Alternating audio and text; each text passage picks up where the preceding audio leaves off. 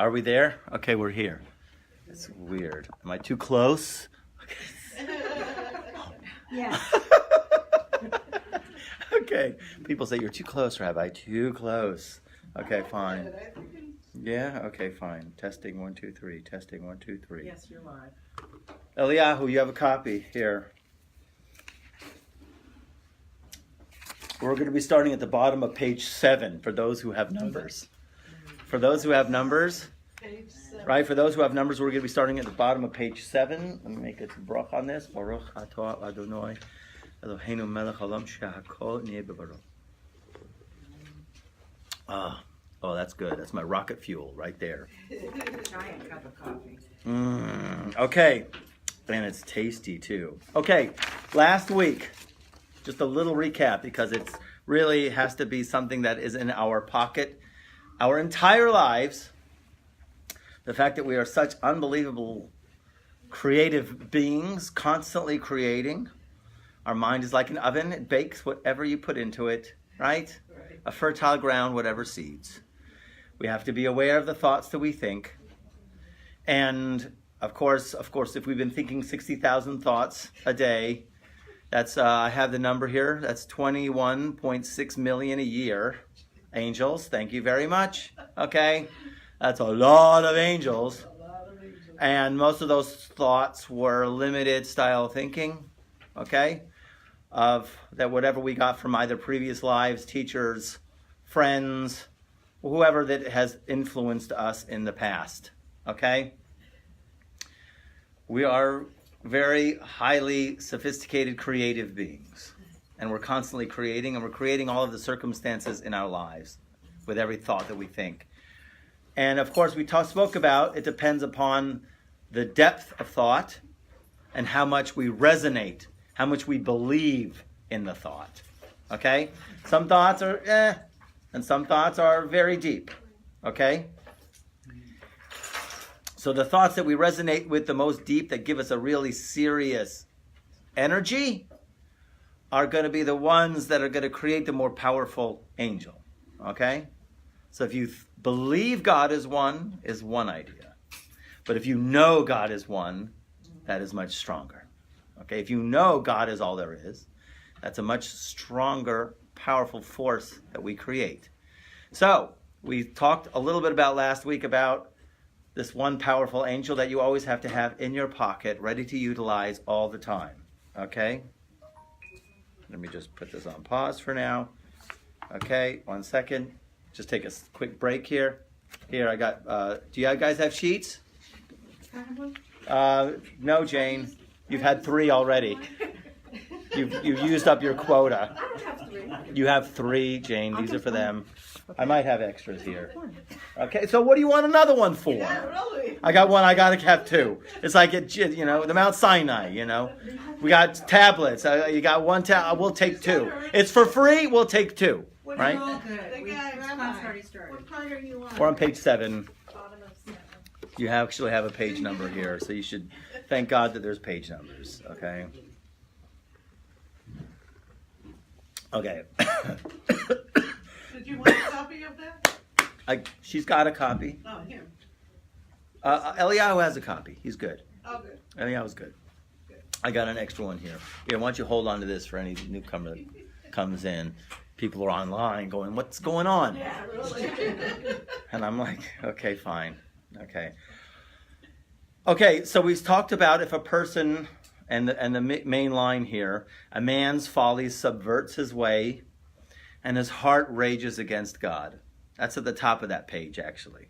Right? Right. Meaning, a man's folly, his will, goes ahead and sends him off course. And then, when he has experiences that are less than appetizing, he blames God for his failures and all the other negative experiences that happen to him. But really, the issue is, it's his own fault. It's his own thinking. Because his own thinking, his own patterns of thinking has brought him to this experience, whatever the experience is. Okay? The idea really is to reprogram your thinking, to ingest a higher level of thinking, create a higher level of angels, to overcome all of that past thinking. Okay? So we got to reprogram ourselves, our minds, and how we think. And this is a course. This is something that we have to. Let me give you some examples. Okay? Okay? This is like a list of different beliefs that people live their lives out of. That I'm going to say these beliefs, and you're going to try to now work with me here. Okay? To see if they resonate with you to some degree. We don't care if it's major or if it's a little bit. Does it resonate with you inside of your psyche, inside of your body? Okay? Let me just throw one out at you. I need to know what to do. Maybe yes, maybe no. Okay?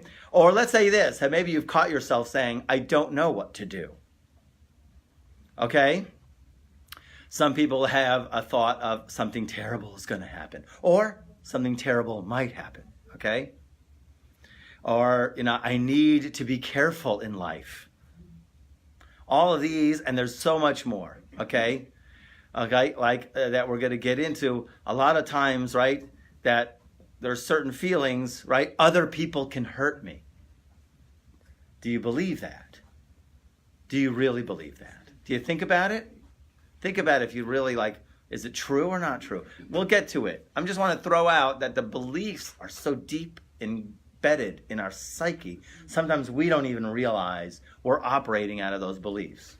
And so what we're involved with was changing those beliefs, changing those thoughts, and creating a whole different experience with a higher style of thinking. So the biggest angel that I gave you yesterday was, everybody's going to say it at the count of 3. 1, 2, 3. Easy. Okay? Right? Because if you say hard, if you say I can't, if you say impossible, what's going to happen? You're going to create this force, this angelic force that is going to be as a wall in front of you, a stop sign saying you can't go here. Right? And really, who is the one who created that force? Us. We created that force. We created that wall. Okay? We built the wall. Okay? And they paid for it. No. Sorry. Okay. We built that wall of limitations with our thoughts. Okay? I'm trying to move this. This is better. Okay? We built the thoughts. And those 60,000 or 21.6 million thoughts a year is a huge barrier. But if we say the word, when we're confronted with this hard situation, seemingly hard, if we say the word, it's easy, because really what you're doing is you're hooking up to the Ein Sof, the unlimited consciousness of the universe, who is completely unlimited, and nothing is hard for God. And if you say the word easy, because for God, everything is easy. There's nothing hard for God. Okay? So if you say the word easy, even though you won't see the solution to your problems right away, okay? You're going to leave yourself open to the solution, because if you keep saying the word hard, your mind is going to be closed to the solution. Okay? So catch yourself if you're ever saying, that's hard, or that's impossible. I can't do that. Right? Right? So if you catch yourself saying that, stop. And then call your sponsor. I just said the word I can't. Help me. Okay? Right? So, okay? You got to have sponsors. Okay? You can do this. Say easy. I can't. Stop saying can't. Just say easy. Okay? Or I quit. Yeah, right? No such thing. That's an anti-reality thought. We'll get to that right now. Now, I want to give you another powerful angel. That was one of the most powerful angels I discovered. Thank God for the Baal Shem Tov and his holy letter. And then it hit me through that one little letter, which one day we'll go through. But in any case, the word easy, you have to understand and grasp it, believe it, and know it. You have a question? What's easy in Hebrew? How do you say it? Kal. Kal? Yeah. Or, Is it Kal is Kuf Lamed. You could just leave him on the chair back there. That's great, thanks. Or, what I would like to say is, Noach. rest? Yeah, it's kind of like Noach. Noach lasot et zeh. Maybe, I don't know if that's correct. You're right. Kal is the Hebrew word. And literally, Kal means light. Oh, okay. So I really don't know if there's a real Hebrew word for easy. I just said 2 words, and maybe it's somewhere in between. Okay. I have to ask a Hebrew expert, okay? Okay. Now another word, another name of an angel, very, very powerful.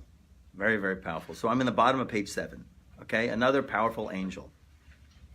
And we say this, Uvetuvo mechadesh b'chol yom tamid ma'aseh v'reishis, and in his goodness he renews the work of creation every day. We say this every day in the Siddur. Problem is most people are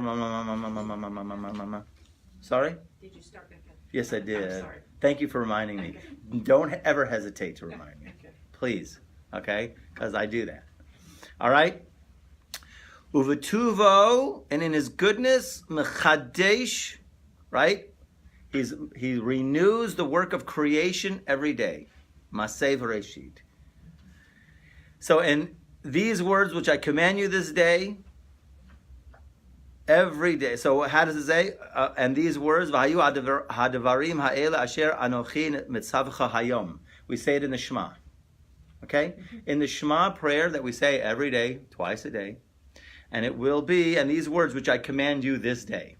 Okay? So now if you're reading that, classically, most people, their minds will objectively take them as they're reading this. If they're reading it in the 5 books of Moses, classically, their picture, their minds will naturally go to God talking to Moshe.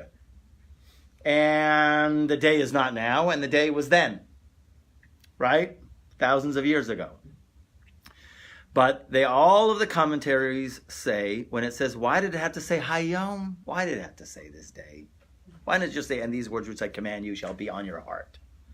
Why did it have to say this day? So the Chazal says, every day they must be as new in your eyes as if it was given today. The Torah has to be looked as if it was given today.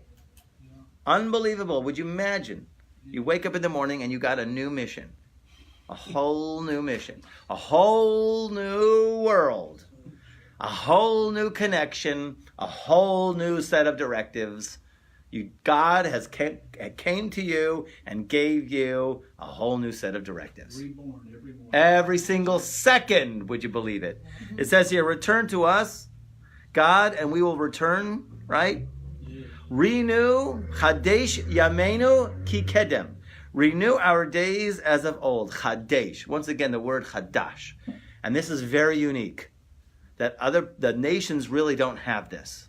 Okay? And this is really, as I heard from Rabbi Moshe Weinberger, it was very, very unique. Okay?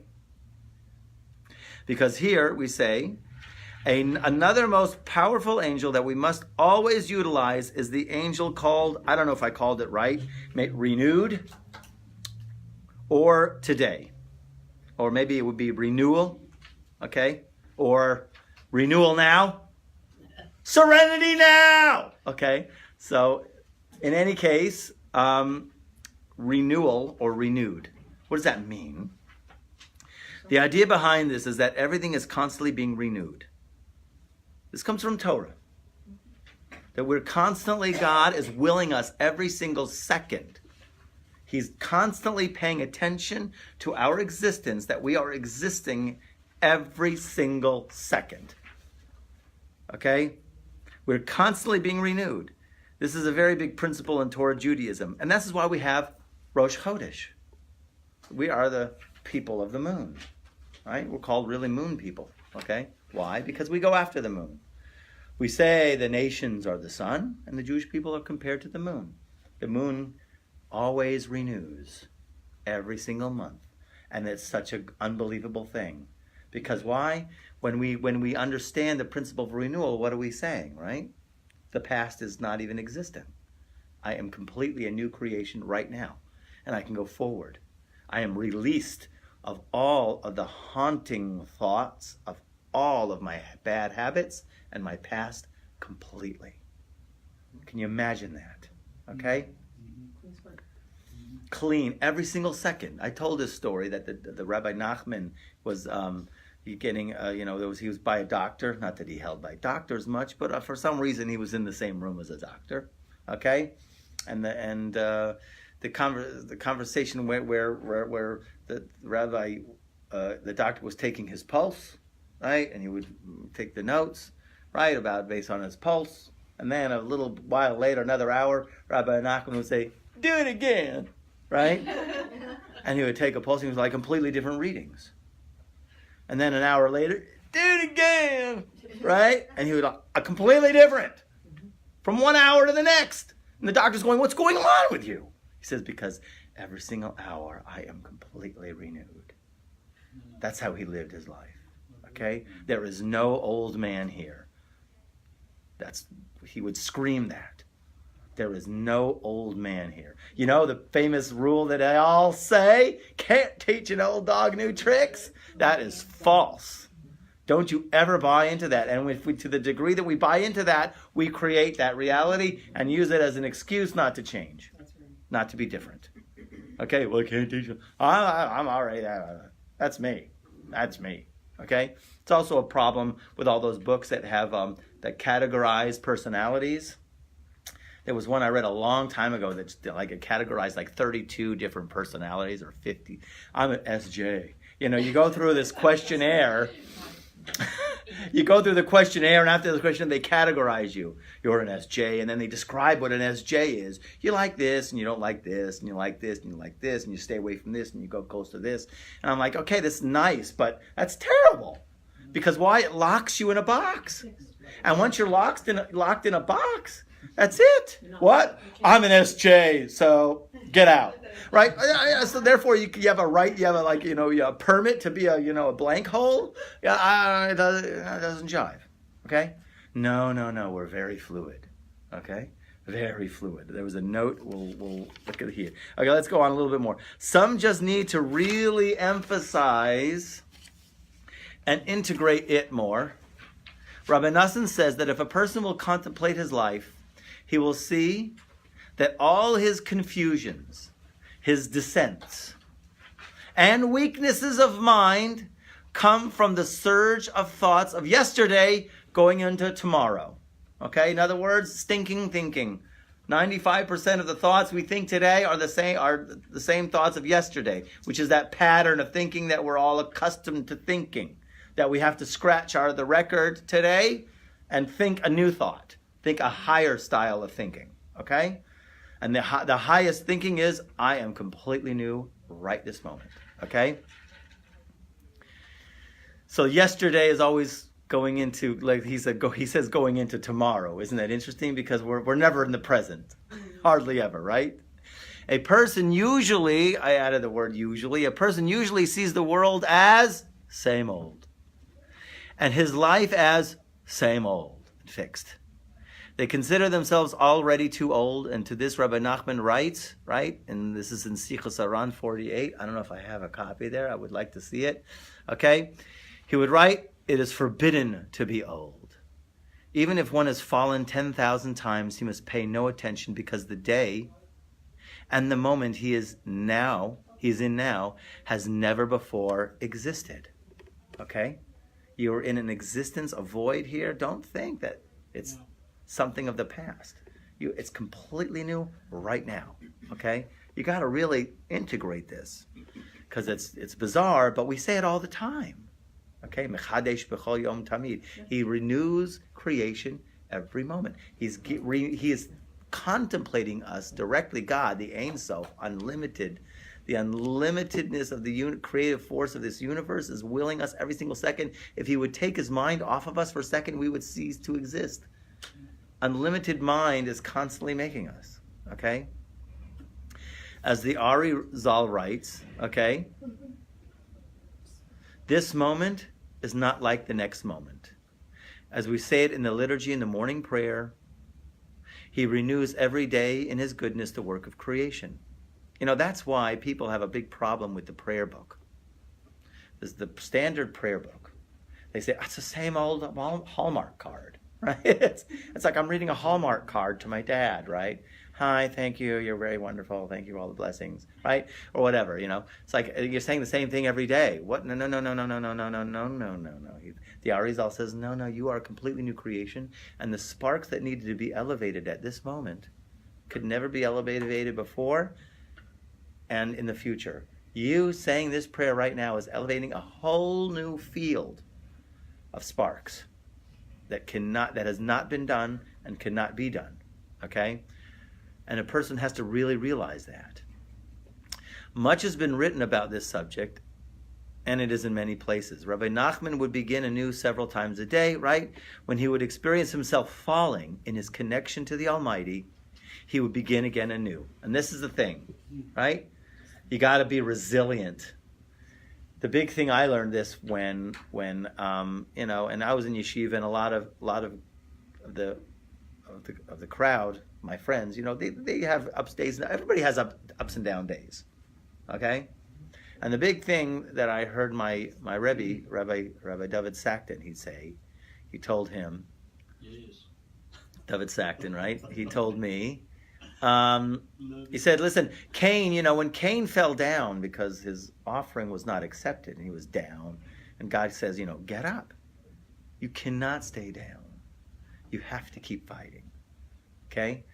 So the idea here is no matter how much you fall, you get back up, you're a new creation right now. And even though you might fall again, no, bounce back up. You got to keep bouncing. You got to be the bounce-aholic, okay? Just bounce, okay? And this is built into the fabric of creation, and this is why thoughts of despair are considered, listen to this is from the Lubavitcher Rebbe, a denial of reality. Would you believe it? If you're existing right now, to have despair is a denial of reality, because you are existing right now completely new. God is willing your existence right now. It might be painful, okay? But there's ways to overcome it, okay? Renewed, this angel, think about it. I'm completely new right now, right? I'm completely new right now, right? I am beginning my life completely new right now. How much is my potential? How much can I create? How much can I do? Because then you release yourself of all of the thoughts of the past, all of those angels that we've created in the past. So renewed has the ability to wipe away all the past energies that have been created by you all your life. Now, this is a great note here. I had to write this down. I didn't like to bring from what we call Sfarim Chitzonim, outer books of outer ones, but it happens to be that science does go along with this, and this is just an example of our own anatomy that I brought in the note. But even in the in physics, they all say it, right? In terms of the subatomic particles. But here is a great take on it in terms of our physical anatomy. Here, note 4. Look at note 4. I don't want to bring outside sources. Okay, I told you that already. But for the sake of a taste of newness from the scientific perspective, I'll list from a book I read entitled Quantum Healing. He says this: 98% of the atoms in your body were not there a year ago. Okay? 98%. The skeletal atomically changes every 3 months. That's bizarre. You think the skeleton is so hard, right? No. Every 3 months, completely different set of atoms. Wow. The skin is new every month. You have a new stomach lining every 4 days. Then how come my digestive system didn't change, Rabbi? Well, stop eating those cheese muffins, okay? Stop getting the pizza with the extra cheese, okay? You have a new stomach lining every 4 days, with the actual surface cells that contact the food are renewed every 5 minutes. Bizarro. Liver every 6 weeks. The configuration remains somewhat constant, but atoms of all kinds pass freely back and forth through the cell walls. It's too bizarre, right? Quantum mechanics is just too bizarre. They don't understand how the table should still be there. Why isn't there atoms floating all around, right? Right? Yeah. Because they follow strict rules. Got it. Laws, Right. Which we have figured a lot of them out. We have mathematics to do it, but there still are many more that we have not even. Well, somebody's telling them the laws. That's what God, and that's like Herman Wouk's book, The Language God Talks, is calculus. Okay, awesome. And That's the class I avoided in high school. Yes.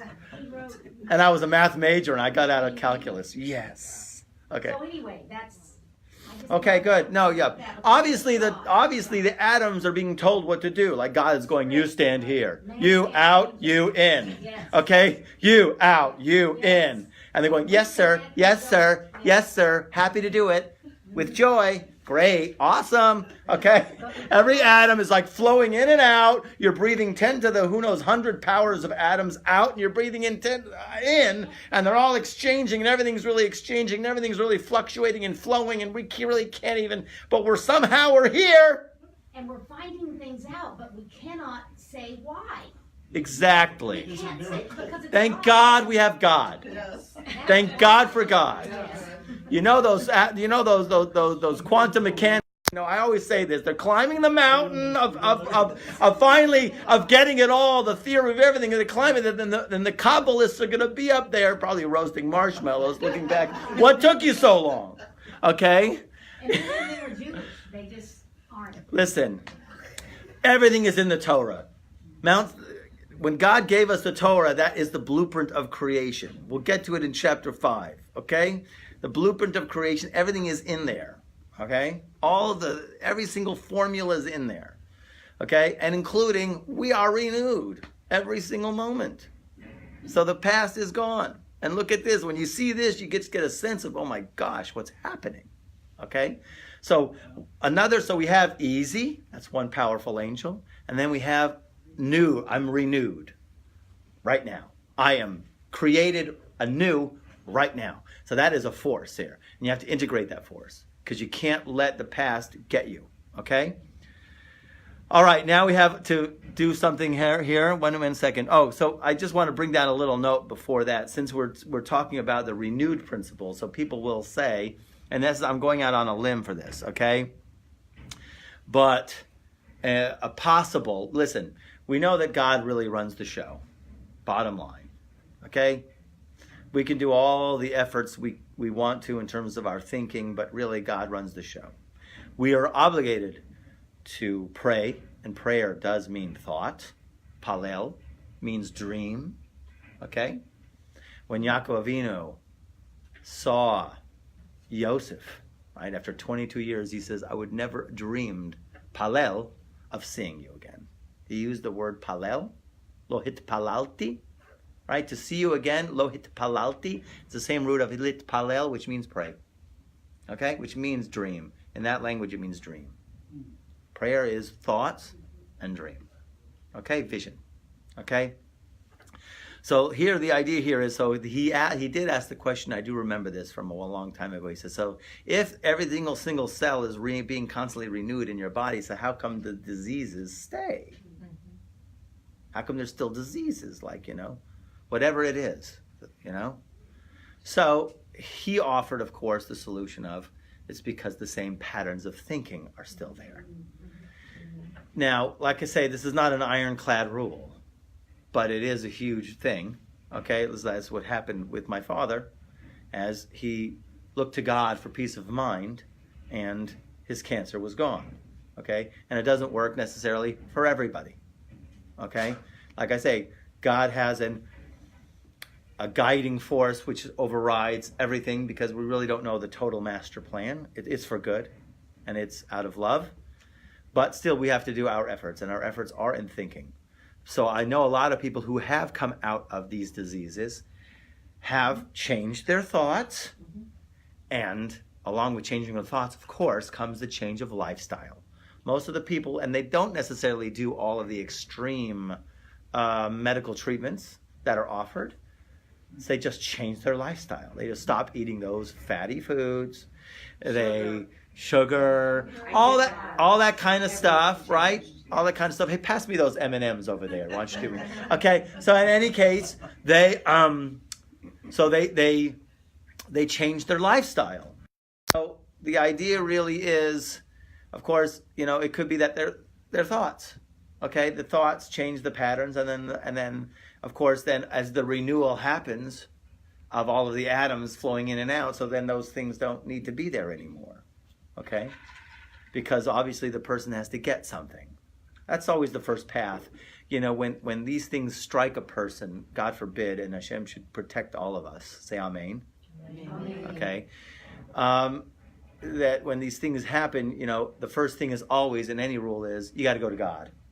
You got to pray. You got to do tshuva. Tshuva means you got to return, which means, okay, what am I not doing right? And always the first thing is something you're not getting. Okay? So it has to be a setting of a different course. Yeah.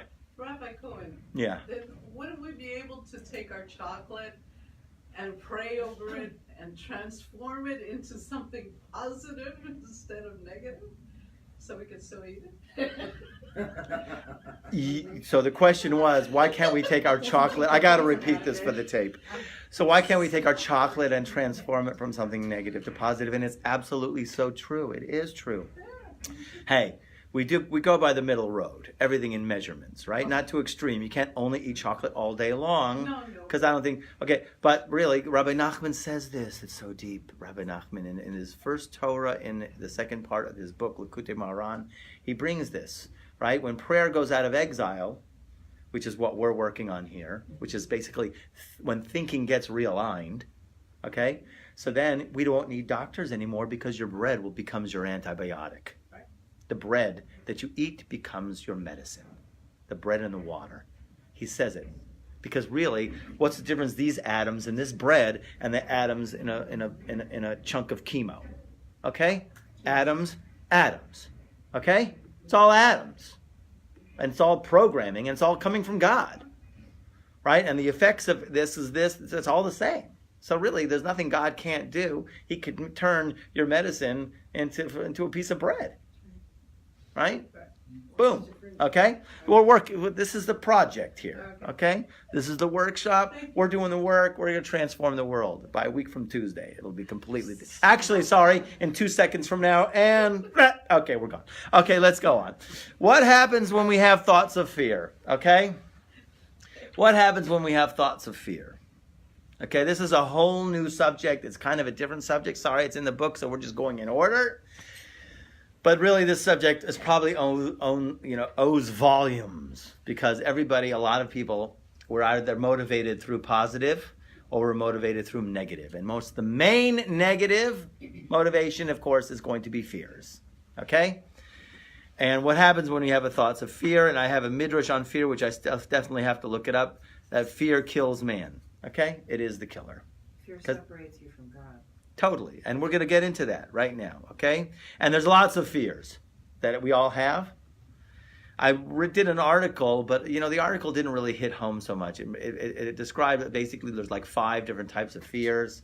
But, it didn't hit. It was great but it was too global, and it didn't really speak to me, because I want to, so like, let's say fear of failure. That's a huge one, right? People won't try anything because they might fail. That's an automatic thing in the nervous system. There's a lady who wrote a great book on that called the 5-second rule. That's not if a piece of sausage falls on the floor. Okay? The 5-second rule is usually if you have an idea to do something, you count down 5, 4, 3, 2, 1 and do it. And you specifically have to do it backwards. Because, what happens is if you wait those 5 seconds, there's something in your own brain as a neuromechanism for survival will stop you from doing it. Okay? Mm-hmm. Yes, there's a defense mechanism in the brain that will shut up. If you delay it, you won't do it. So therefore, she says, when you get the idea, 5, 4, 3, 2, 1, move. Okay? Because usually what happens is once that thought comes up, that automatic defense in the brain, right? There's that fear of failure, okay? Or let's say another people, it's the fear of not enough. Have you ever caught yourself saying, I don't have enough talent. I don't have enough brains. I don't have enough wisdom. I don't have enough, whatever it is, skill.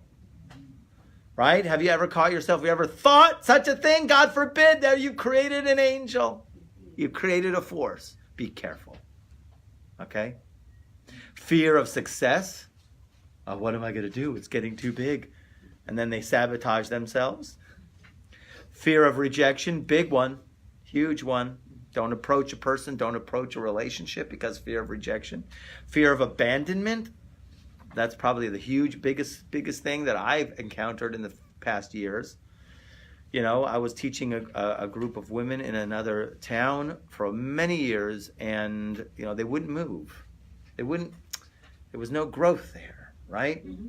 And I realized this was because if I was to make kosher, one woman's kitchen, right, what would happen? They would be ostracized socially. They would be abandoned by their friends, that they would go to Luby's every Friday night, right? Or whatever. And they would, you know, whatever it is, they wouldn't be invited anymore to the social functions. They'd be out, they'd be ostracized socially. It's a huge fear that people as a matter of fact, the very first halacha in our code of Jewish law, right?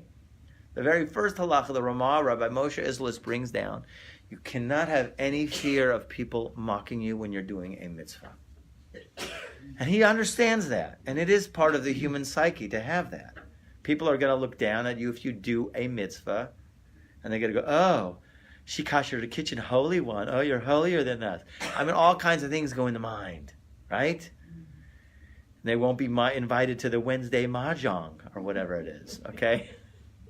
They don't invite me to mahjong anymore because I kasher my kitchen. I won't dare kasher my kitchen, right? They'll be laughed at or whatever.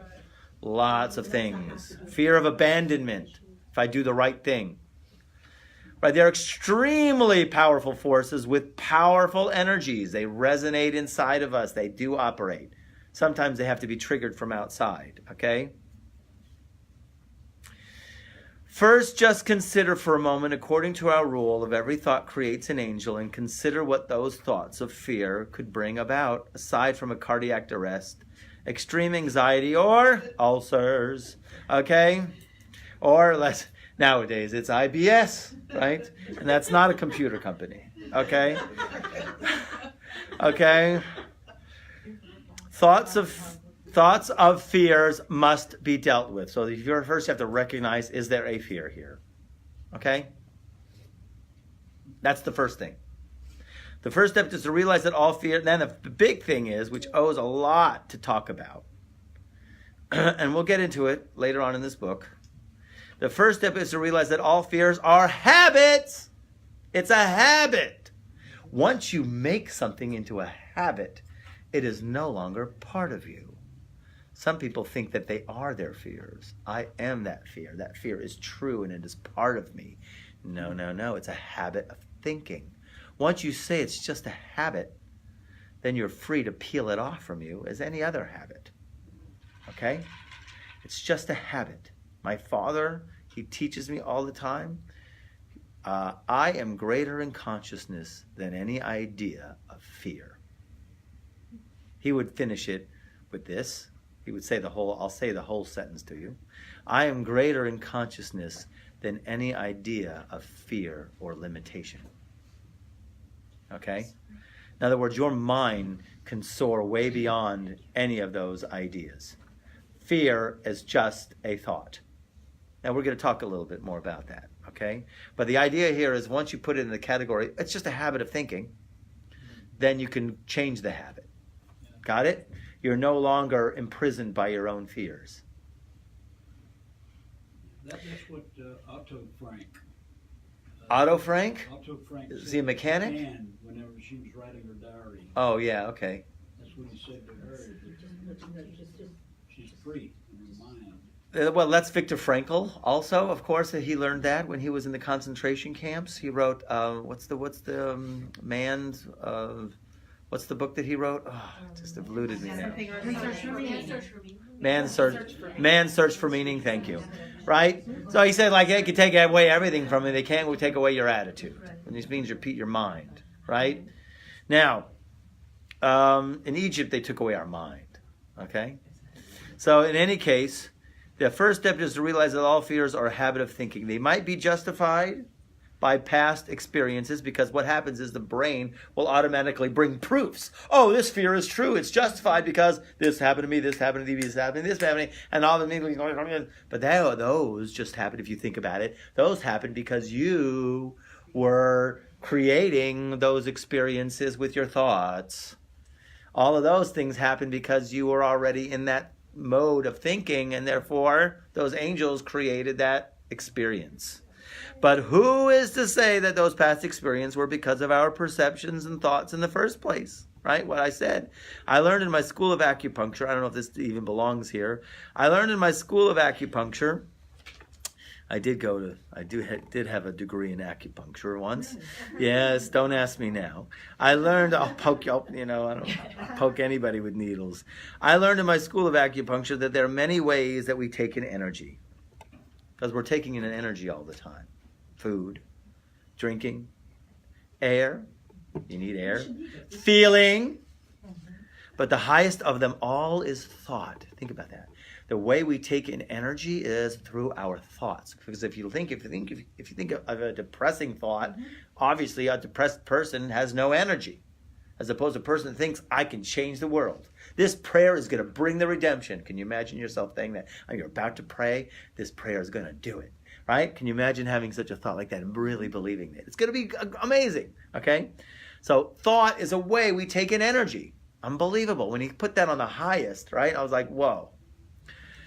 Thoughts of fear are like ingesting poison. Yes, a poison that you've all been so accustomed to all these years, right? It's just a habit. Habit of eating sugar, right?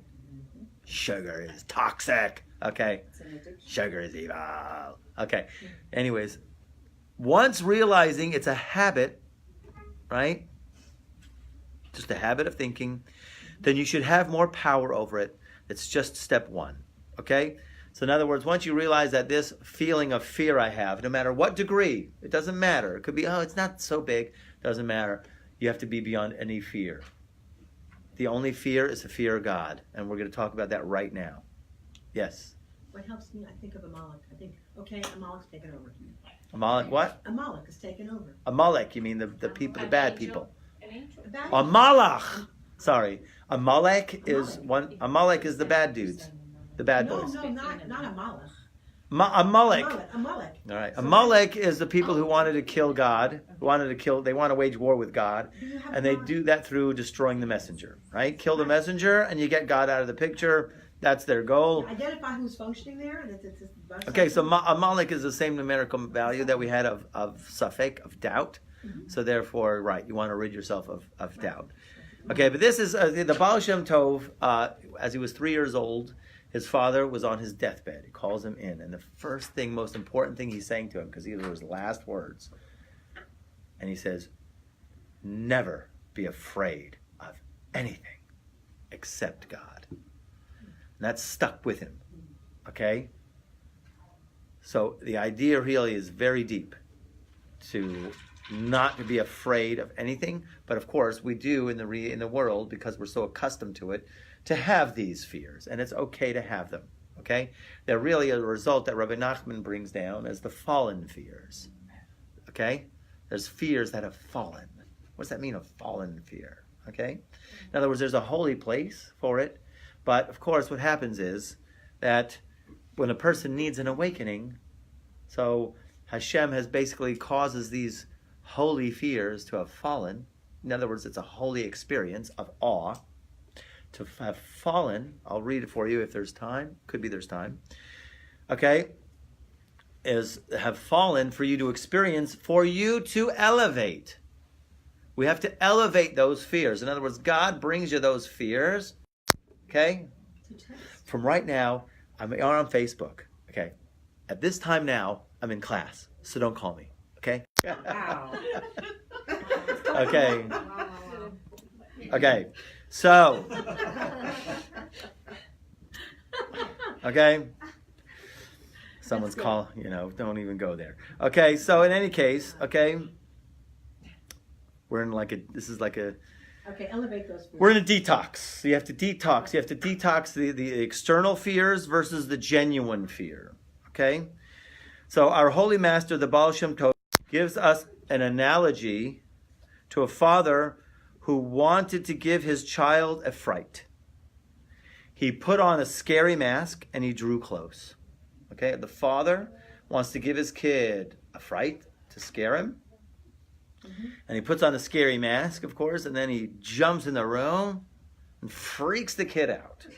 Okay? The kid is freaking. Okay? And he's chasing him around the house.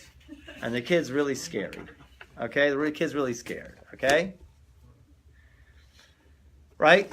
Where am I? Okay? Next page. Yes, the child was frightened until he recognized that it was his father. Once he recognizes that it's his father, so what does he say? Dad. Abba. So his dad doesn't need to wear the mask anymore. The jig is up. The masquerade is over. So his dad reveals the mask. Okay? So that's so once the father was recognized and the masquerade was over, he withdrew the mask and revealed himself. Such is what we must do. When encountered with our fears, those are externalized fears, like some people are afraid to drive down Fondren. Okay? Okay? Someone afraid to even turn on right on West Belfort. Okay? My wife. Don't see this way. Okay? So, all right? So, in any case, what do? They're called external fears. Okay? So, what do you have to do? You have to recognize God. When there's a real fear and you're gripped by it, this is another powerful angel, you say? And what's the name of the powerful angel? Abba. Abba. Abba. That's you. Abba, that's you. It's just a mask. It's just an externalized fear. It's just meant for me to have a more solid, deeper relationship with you. And I call that relationship, it's called fear. Here, I read on, okay? Because you have to redefine fear. It really needs a real serious redefining. Okay? Because us Westerners don't relate to the word fear much because it's a big spectrum. Most it's like, please don't kill me. Okay? So, right? Please don't hurt me. Right? And that's how do you have a relationship with God like that? Right? It's not pleasant. Is it pleasant? No. We're here to retrain ourselves to love to hang out with God. To love to hang out with God. Okay? It's all part of the retraining. So we have to redefine fear. So all those English speakers must admit the word fear has some negative connotations. Right? So for the sake of building a loving relationship with our Creator, we will attempt to redefine it. Firstly, the Hebrew word for the root fear, right, is the same root as to see. Yir'eh. Yir'eh is lir'ot. Okay? It's an amazing concept that I don't think I've seen enough people really. I haven't seen it. Maybe you have. Or maybe in the world, I'm sure some people out there will be able to say, yeah. How do you what are the Hebrew letters? Yir'eh, Yud, Reish, Aleph, Hey. But lir'ot is the same root, to see. When you see, of course you'll be in awe. An awe. But it's not an awe like a negative awe. It's a state of wonderment. Now, when you look at the starry sky, if you've ever been out of Houston, or if you've ever been able to see a starry sky in the Boy Scouts or Girl Scouts at a younger age, where they take you out there in Catalina Island or wherever, and you go, oh, and you're just blown away, or the Grand Canyon or whatever, or the Swiss Alps or whatever. Those are not even like a tip of a hair, right, of a wonderment that we can have. But the universe is definitely a big key. Okay, the huge expansiveness of the wonderment. There's so much wonderment right around us. And Thank Shabbos, God. you go for a Baruch walk, Hashem. and you see that gorgeous blue sky and the leaves of the trees up against it. It's a magnificent picture. So that's the state that we have to work to getting to. Okay? So the external fears are meant to get us to this state of awe, a state of wonderment. Okay? Right? To see, the seeing is obviously not with our physical eyes, God forbid. It's the extra special extra sense that only we as creations can produce. Everything, we say this, Hakol bidei shamayim chutz miyirat shamayim. Everything is from heaven except fear of heaven. This is a classic line. Many people have heard this. Everything comes from heaven except yirat Hashem. What does that mean, right? What's the seeing? Okay? So I found two words and one concept for fear. Reverence and awe. Yes. Okay? Also, I saw recognized distinction. This is really big. Recognized distinction. One rabbi, he agreed with me that this was the best. Okay? So the word reverence has always had a rough time, right? I always had a rough time with it because I didn't grow up with it. The word reverence, right? It was a very not a word that I'm used to growing up, except for when I, was invited to go to someone's church. Okay, God forbid. What? Let's not go there. Okay. So in any case, the idea really, but now I'm a little bit better with it because somebody once, helped me to see the word and to appreciate that word in a certain sense, right? If you go to a like a very big synagogue in Jerusalem, or if you go to like Panovich Yeshiva, where the whole Aron HaKodesh is completely gold, right? And it's huge, and that hall is filled with students studying, right? Poring over the text. You have a certain sense of reverence. You don't behave like a monkey, okay? You're not going to behave like a baboon. You're gonna, it has a certain reverence. You're not going to dress in a you're going to go see a big rabbi. You have reverence. There's a certain awe, okay? So that's one word. Even though I never developed it, but you can develop a sense of reverence for things in this world, right? So so we say reverence for parents, right? It's a deep appreciation. But I use the word also recognize distinction because what? And as I'm cutting to the chase here, is because our Creator, Hashem, right? God, who is our Father, who created us. He is our Abba, okay? So He's not buddy-buddy. You behave with your friends in a different way that you behave with your father or your mother, okay? So you might, it's just different, and you can't even necessarily put your finger on it. But it's just the Father is the Father. It's not buddy. You might be able to be buddy-buddy. And nowadays, all parents want to be buddy-buddy with their kids. And I don't think that's really necessarily correct. Okay? Because the kid, is for the kid's sake, he has to have a sense of a recognized distinction. In other words, yes, I love you, but you're up here. We wear this on our heads, right? They call it a kippah, but the other word is called a yarmulke. Yarmulke is two words, yira malka. Yira malka means fear of the king. Fear of the king, why do we do this? This is a separation. This separates me and then what's above me. In other words, it's a recognized distinction. You're not my buddy-buddy. I love you. I'm in a love relationship with you, but it's not buddy-buddy. Okay? That's right. So that is what we're trying to get a sense of.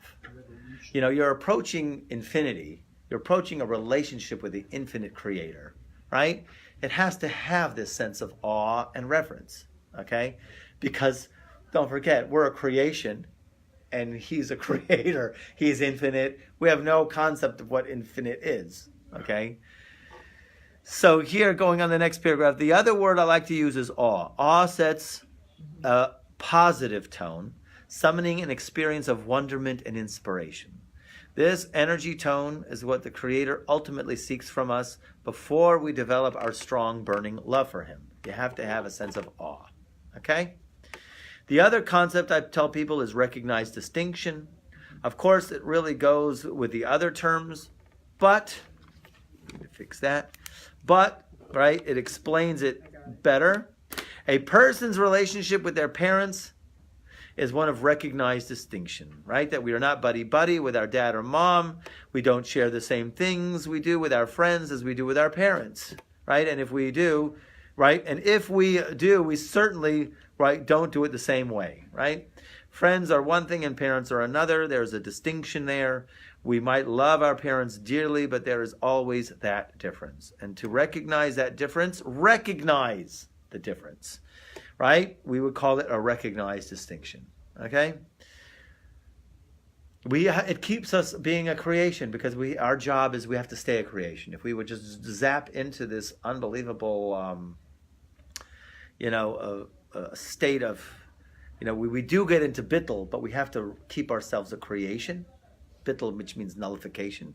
We do work on being nullified in the infinite creator's essence, but however, we still have to keep ourselves who we are for a reason that we'll get to. Men wear the head covering just like this. Men wear the head covering to express that notion. God is not buddy-buddy. We should always feel deeply close as a beloved son or daughter, but there's always that distinction. Now that we got the term straightened out, we can understand that there's a difference between external fears and internal ones. The only real fear we should have is that of the infinite creative intelligence who made us and is right here with us always. All other fears are external, right?